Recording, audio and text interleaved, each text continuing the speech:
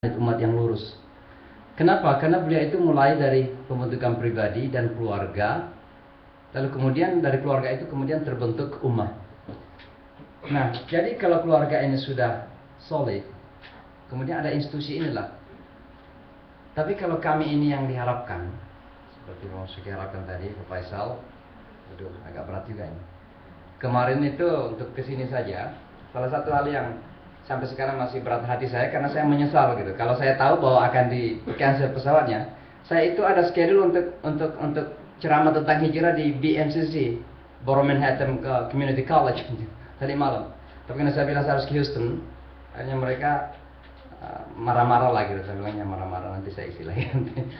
Kayak gitu lah. Jadi waktu kita ini memang sangat susah untuk terkadang untuk ada satu grup di IMSA itu kami pernah diamanati untuk mengisi satu kelompok halaka namanya. Di IMSA itu ada halaka-halaka ya.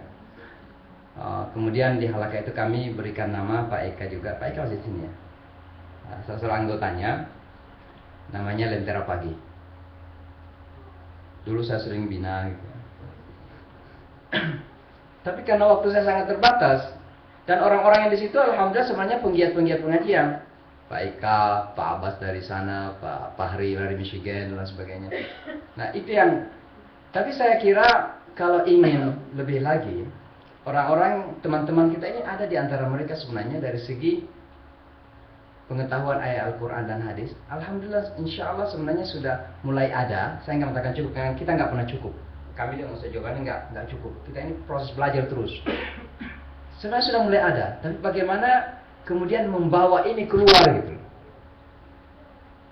So, terkadang kita ada bekal tapi kita dibatasi oleh dinding-dinding masjid kita. Ini yang jadi masalah. Sekarang bagaimana kita bisa menembus hingga keluar?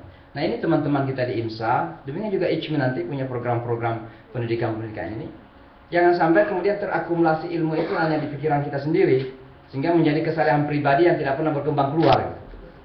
Nah ini yang barangkali ya perlu kita memberikan jalan bagaimana supaya bisa lebih tersebar lagi. Allahu a'lam bishawab.